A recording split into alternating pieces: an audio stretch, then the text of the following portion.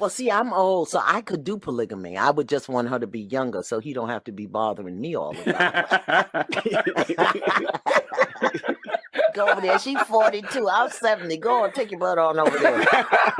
Shocker, because I just wanted to hear her voice and tell her that, hey, we got into this firefight and how's everybody doing? I didn't even get the opportunity to tell her what happened. She's just like, you know what, I'm just tired of your shit. I'm divorcing you. And she hung up on me. You think that that's all she's giving you? She don't want you for real. Because women have other things. Like, we just don't want to give it to y'all. Y'all don't even deserve nothing but sex. If your flex as a woman is, well, I could have sex with you and not give you no value, you ain't doing nothing but a disservice to yourself. Y'all complaining why men don't commit. If all you want to give is sex to a man and then wonder why he not committing because you didn't show him no other value outside of sex. When men are on dates and they ask, I'm curious, what do you bring to the table? And y'all come with, I am the table. That's a red flag automatically. Like, because you can't properly express your value to a man without getting defensive and saying, well, I am the table. Let me tell y'all something, man. If a woman believes that just giving you sex is a good thing for her, she is the worst kind of 304 in the world because her only value, her only true value is her sex. You can go anywhere to get the lies, but I know you came here to get the truth. Welcome to the Alphasphere. Welcome to the Alphasphere, the only place on the planet that's totally engulfed in positivity and totally submerged in alpha energy. I'm your host, Dr. BOA. Well, see, I'm old, so I could do polygamy. I would just want her to be younger so he don't have to be bothering me all the time. Go over there. She's 42. I'm 70. Go on, take your butt on over there. At her age, she ain't got no options. Even if you want an older woman and a younger woman, you don't want Iyanla. You don't want her. She ain't got no options. Now, mentally, she's prepared to do it. But I want y'all to listen to the rest of what she says. You can do that? Yeah, oh yeah. Okay. You know what? You joking or you serious? What do you think the benefits could be? I'm very serious. Really? Yeah, I could do that.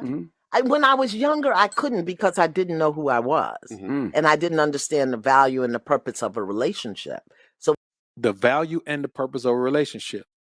All that work she's done to make money, she realizes she wasted her life on provision and protection when the perfect scenario would have been for her to be a feminine, submissive wife for a man who could handle the provision and protection, which we are built for. Here's the thing you got to understand about a woman who focuses on provision and protection. It's fun while she's doing it because she can pump her chest and beat her chest and hold her head high and say, I don't need no man. I can do this. But she loses out and wastes her entire life being the opposite of what she was put here to be. And that's a woman, a feminine, submissive woman. We, as men, get into the money. That's our thing. We never start to feel like we wasted our life. As long as we get into the money and elevating our lives, we feel accomplished and even more accomplished. We on our deathbed at 99 years old, and we've made all these accomplishments. We die with a smile on our face because we spent our lives being a man.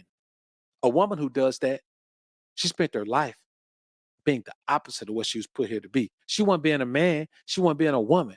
She was being something caught in the middle, in the abyss of nothingness. And she dies empty. When I was younger, I didn't do cheating. I didn't do cheating.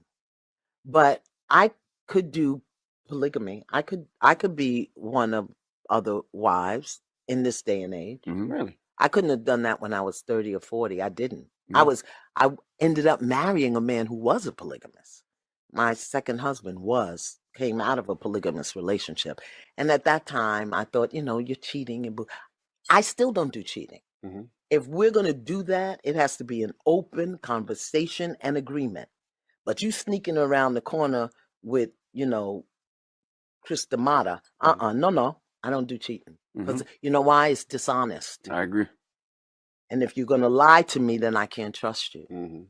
But if we sit down and this is what we want to do, I like it because you be over there sometime, I'll be over here, I don't have to cook, I save my toilet paper, you don't have to, my toothpaste, go on. Well, see, I'm old, so I could do polygamy. It was a shocker because I just wanted to hear her voice and tell her that, hey, we got into this firefight and how's everybody doing? I didn't even get the opportunity to tell her what happened.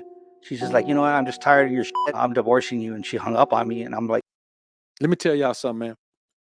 The dumbest shit you can do is be in the military and marry a woman. Legal marriage is dumb, but it's even dumber if you got to be in the military and you marry a woman. Boy, don't you understand that that's why God tells the children of Israel, when a man take on a new wife, he shall not be charged with going to war. He shall not be charged with any business. He shall take 1 year to cheer up his new wife. What does cheer up his new wife mean? Integrate her into her new life. She has been living a certain life. You want to take that time, integrate her into her new life. Put her in a position where she's so comfortable and she feels like the best thing she can do is please you by performing the duty of maintaining the household whenever you have to be away. That's what cheering her up is about. That gives you a year to put her in the position you want her to be in. As you learn her and what it takes for her to be in the mindset you need her to be in, to feel like, okay, hustle and flow. When he went down, she knew the best thing she had to do was go and make sure that music popped off. She used what she had. He cultivated her into that. She used what he taught her to be in order to make some pop for him. That's the same equivalent of bad. I hate to use that example, but that's what happens in your life. In your life, you have to make sure that you honor these tried and true testaments, these commandments and statutes that God has set before us that help in a situation. The majority of men don't even take any time. They take that little honeymoon time and then they back to work. No, you got to be in a situation. And what does that entail? That entails that your ass getting to the money and you your own boss. God intended for you to be your own boss. He intended for that. The education system is not about keeping you from getting money. It's about keeping you from being your own boss. That way you can't implement the things that create the household you need. Let's keep listening to this, man. On the satellite phone, like, fuck. We got back to Arif John. Back then, they had signs everywhere. 3-minute showers, conserve water. I didn't give a shit. I took a 20-minute shower, cold shower. I put on a new uniform. I had the photo of my wife and my kids and my stepdaughters on my wall locker. I took it off the wall locker and I went down to the chaplain's office. I give him the picture and go, I think I just lost my family. I think I just lost my family. I want y'all to think about this. You can't lose something that's yours. You notice he didn't say, I think I just lost my wife. He said, no, I think I just lost my family. We could say, in retrospect, hindsight is 2020. We could say, well, hey, you could just fight for him, and you can go to court. When a woman tells a man who's off in the military, just got out of a firefight where he could have lost his life, and he calls her to say, baby, I'm safe. I could have just got taken out in a firefight. And she says, I'm tired of your shit. I'm leaving you. You're an idiot if you believe that man is in any type of mental state, emotional state, to just go about, let me call my lawyer and get it together. No. How cruel can a woman be to do this? And I'm not even knocking a woman for being cruel. I'm knocking him for marrying a woman who was this cruel. She wasn't a good girl and suddenly this just popped up. Man, listen, a woman cannot hide who she is. She can hide what she's done, but she can't hide who she is. Knowing female nature is not about knowing what a woman is going to do in any situation. It's about understanding when a woman is being herself versus when she's faking. And I just started breaking down. I lost it. And then I caught myself. I'm like, hell no, shut up, drink water, change your socks. You know what? I'm sorry, sir. I didn't mean to waste your time. And I left. Sergeant Mathis, he was going to the same thing 2 weeks prior. He's like, go to JAG, get your revocation of power of attorney, because it takes 10 days from mail from Iraq to get to the States. By the time the bank got it, she had already taken money out of the bank. I think she only left me with $317 in my savings account. When she went back to get that, the bank got the revocation of power of attorney. They told her no. She had already taken everything out of the house. She wasn't paying the mortgage for 3 months. By the time I got home, it was 2008. The market crashed. I was upside down, 75,000. I had dead grass. All my grass in the backyard, front yard was gone. She only left me the sofa and the recliner and all my clothes hanging in my closet, and that was it. I'm going to tell y'all something right now. Legal marriage is the absolute dumbest shit you could do in America.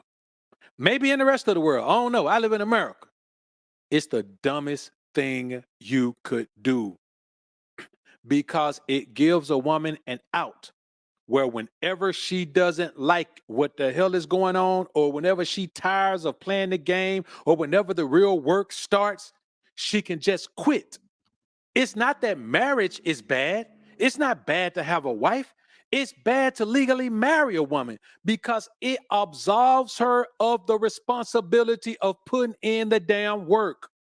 You can't build anything and have someone support it when they don't have to put in any effort or any work. It just doesn't make sense.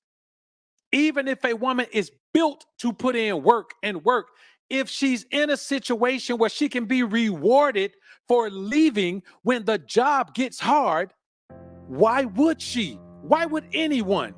You got to be a special kind of motherfucker, man. If you could go to work and they could tell you, you know what? We're going to have an employee dedication week, an employee appreciation week. All of y'all can stay at home and we're going to pay you overtime. And you going to be the one that say, oh, no, Mr. Green. No, I can't do that to you now, Mr. Green. I know how business is. I'm going to come here. I'm going to do everybody's work, Mr. Green. And you ain't got to pay me overtime. You can pay me my regular pay there, Mr. Green. Matter of fact, I'm going to help you pay everybody else, Mr. Green. Give me a pay cut for this week, because I don't want you to go in the hole trying to pay all these people overtime for staying at home. Who going to do that?